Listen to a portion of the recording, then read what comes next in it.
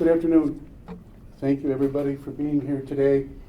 With me today is Under Sheriff Joe Hammond, Chief Deputy Mike Credmore, Airport Superintendent Ryan Duval, Administrative Sergeant Marge Martin, Superintendent of Bedford Public Schools Carl Schultz, Detective Sergeant Leland Jordan, Captain Dave Raymond from our Uniformed Services Division, Detective Ken Dodds, and Detective Skylar Riffle.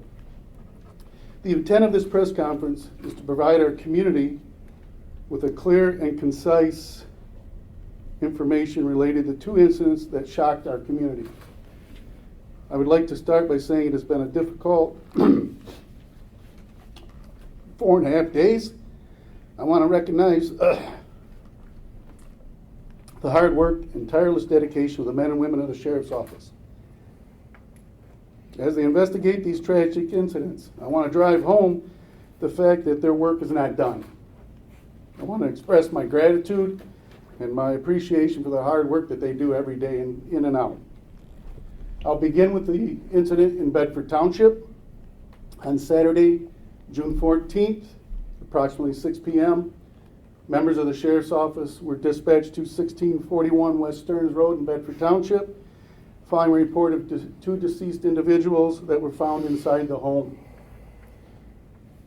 The victim in this case was Gwendolyn Faye Smith, age 17, of Temperance. The suspect in this case is Ryan Jacob List, age 33, of Temperance. The cause of this tragic incident was a gunshot wounds. The manner of death, based on the coroner's report for Gwendolyn, was homicide. The manner of death for Ryan was listed as suicide. Gwendolyn's stepfather arrived home to find Gwendolyn and the suspect with apparent gunshot wounds. The suspect and Gwendolyn believed they had met through time as the bowling coach for the club bowling team at Bedford Public Schools. The details of their relationship are not clear at this time, although it is believed that Gwendolyn did not consider the relation between the two of them to be romantic. The suspect gained entry into the home and shot Gwendolyn multiple times before taking his own life. The suspect's position or involvement with the Bedford bowling team. I was initially informed that he was not an employee of Bedford Public Schools, which was conveyed in the press release that I issued yesterday. However, today I received information that he was a coach, which is a paid position for the Bedford bowling team, but he's paid through the bowling establishment, not Bedford Public Schools. And that, in fact, a photograph did appear of him with the bowling team in the 24-25 yearbook. What I'd like to do is transition into the incident in Raisinville Township. On Tuesday, June 17th at approximately 9:47 a.m., members of the Sheriff's Office responded to the area of Heiss Road west of Steffes in Raisinville Township after a citizen found two deceased individuals in the roadway. Heiss Road in this area is an unimproved road, not normally traveled. The victim in this case was identified as Faith Renee Hamilton, age 16, and the offender in this case was identified as Landon Brian LaFond, age 16 as well. The manner and cause of death is not being released today because it's pending the coroner's report. Dispatch received the call from Faith's uncle, who found both of them on scene at the Heiss Road location. Detectives have determined that Faith and the suspect had an apparent dating relationship. In the early morning hours of Tuesday, the suspect and Faith communicated and ultimately ended up at the venue. It's unclear at this point if the suspect drove Faith or if she arrived by other means. Both Faith and the suspect suffered gunshot wounds. Located within the suspect vehicle were writings indicating the suspect's intention to take both Faith and his life. Even though both schools are in summer recess, I think it's important to note They've activated their crisis management team to offer assistance to Gwendolyn, friends of Gwendolyn, Faith, and Landon. In closing, I want to stress there is no nexus or connection between the victims or suspects in the Bedford Township incident or the incident in Raisinville Township.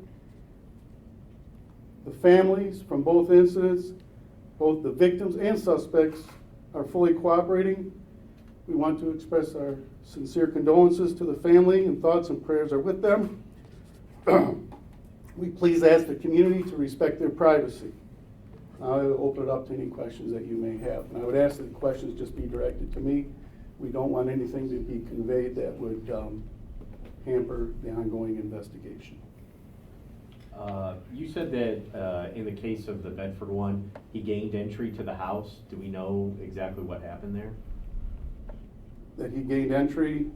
Was he let in, or did he break in? Do we know? At this time, that the point of entry and access, how he gained access, remains under investigation. Okay. But thank you for that question. Yes, Connor. You said in the case of Faith and Landon, you used the word venue. What venue did they arrive at, or was it just in Heiss Road. Okay. Sheriff, the Raisinville incident, are you labeling that as a homicide-suicide? We are not. That's pending the coroner's report. You had mentioned suspect, so is Landon being looked at as a suspect in that shooting? In the investigation, yes. Forgive me, on the Raisinville, you described her as a victim, but yet you're not calling that a homicide-suicide, depending on a coroner's report. Can you clarify a little more on that, please? Yes, so the coroner will determine the manner of death. I can't determine manner of death. And when they give us that autopsy report, they will list cause and manner. But I believe you referred to her as a victim in this case, right? Our preliminary investigation, we feel she's a victim, yes. And he is not? I mean, Preliminarily, that is correct. but we should not take the leap that that was a murder-suicide also? Correct. Could you talk about, I mean, this has been such a tragic few days. I mean, can you kind of talk about what it's been like for the community to have so many of these young people die in such tragic ways? It's been tragic. It's been a significant impact on our tranquility.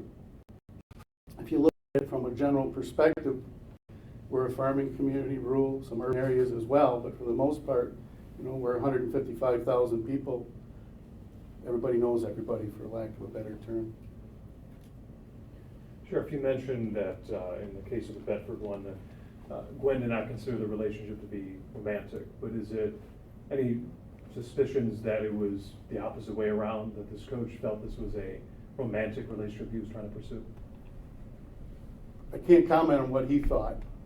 I can only tell you that evidence at this time does not indicate that. Sheriff, do we know how long he was the bowling coach? I do not.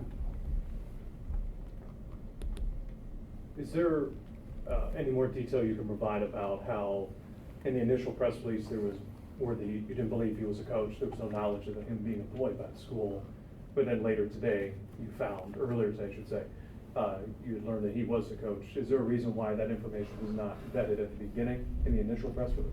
You know, we have people that call leadership positions and give us information, and we put it out that way. There's certain information that we vet. We had no reason to believe that wasn't the case, and obviously more information has come to light that drove me to ask further questions and get some clarification. And I think there was some work behind the scenes by the school officials to vet that very question. Is there any past history, when we talk the Bedford case with Mr. List, about other students perhaps, complaints made against him perhaps, any relevant history that you're able to share prior to this incident in regards to him and his relationship with teens he was coaching? We don't have any information to that fact, other than we know that 5 days prior to this incident, there was a communication that was being looked into. Between he and the victim? Yes. Can you elaborate? No, sir. Can you share the spellings of the Raisinville Township victims, their names? Yes. That is Faith, F-A-I-T-H, Renee, R-E-N-E-E, Hamilton, H-A-M-I-L-T-O-N, and Landon, L-A-N-D-O-N, Brian, B-R-Y-A-N, LaFond, L-A-F-O-N-D. Thank you. And you mentioned in that case that Faith's uncle was the one that found the two of them. Did she give any indication to her uncle that she was heading that way, or how did he come across the two victims? No, I believe they used an app on her phone. And then with the Bedford case, what was the coach's status with the school before the shooting happened? Was he actively working with the bowling team at that time? I've been told that he had resigned his position. Again, let me maybe reiterate this. His employment arrangements was with the local bowling establishment and not the school. So, but I've been led to believe, and I don't have anything that would give me anything to believe otherwise, that he resigned from his position at that bowling alley. Do you know how long they were in communication with each other? That still remains under investigation. What's the name of this bowling establishment? It's Forest View Lanes. Forest View? Forest View Lanes, yes. Do you know when he resigned from that position? I do not. Specifically, I do not. So I Was can it say- this year or? Yes, I was told it was within a short time period of this incident.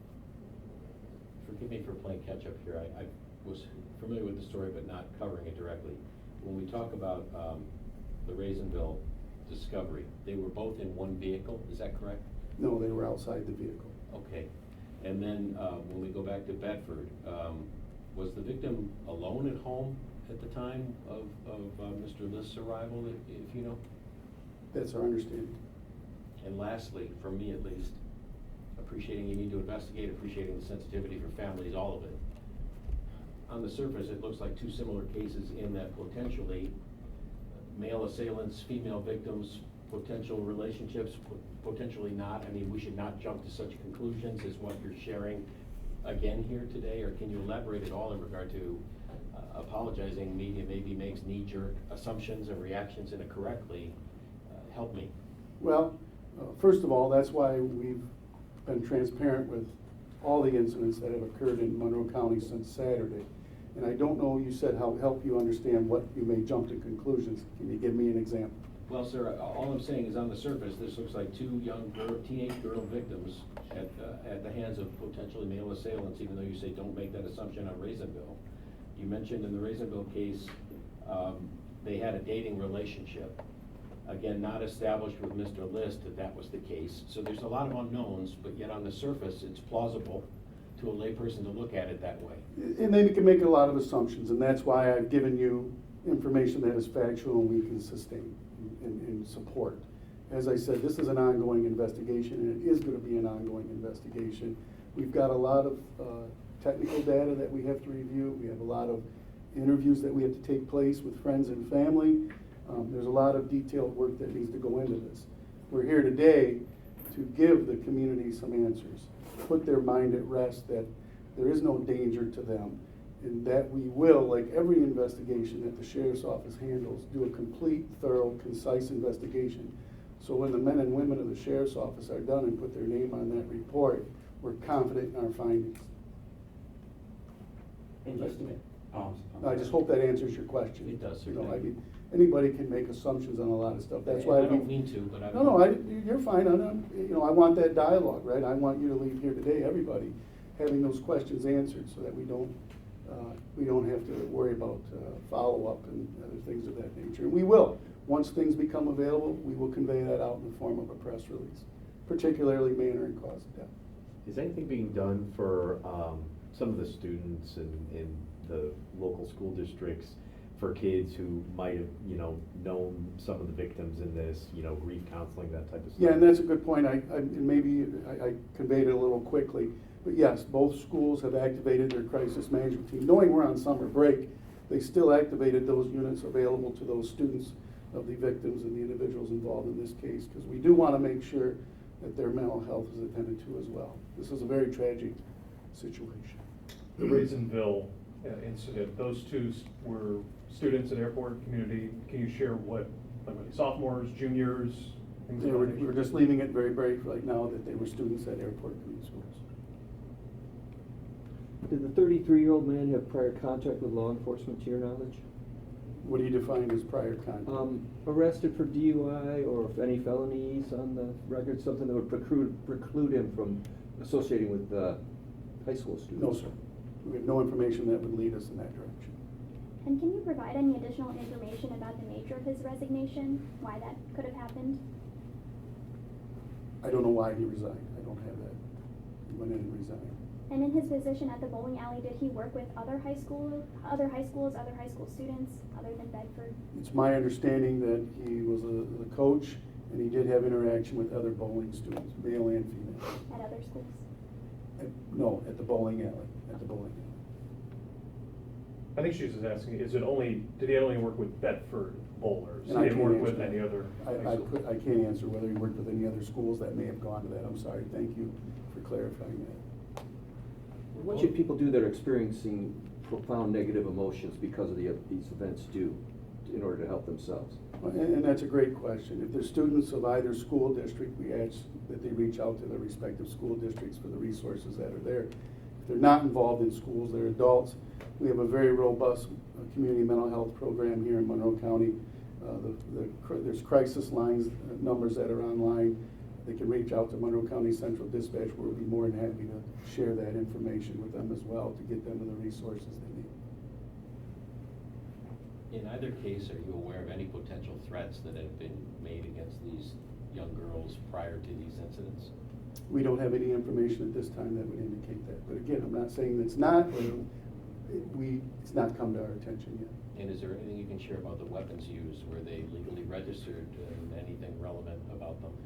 I don't want to get into the weapons because we're still doing investigation, and there's a lot, as you know, with firearms, there's a lot of data that has to be collected to confirm that. So, but once we do, rest assured, as we learn detailed information, we'll do our very best to convey that information. Thank you. Scott, did you have a question? No, I didn't mean to put you on the spot. I do have a question, but I'll save it for afterward. I'll just ask you privately, if that's okay. Any other questions, comments? I guess, is there anything that you would leave the community with? I know this has rocked the community. You yourself got emotional at the beginning. Is there any message that you would have for residents here in the county? Trust us that we're going to do the right thing. How are you doing, sir? I'm good. All right, thank you. Thank you, sir. Thank you.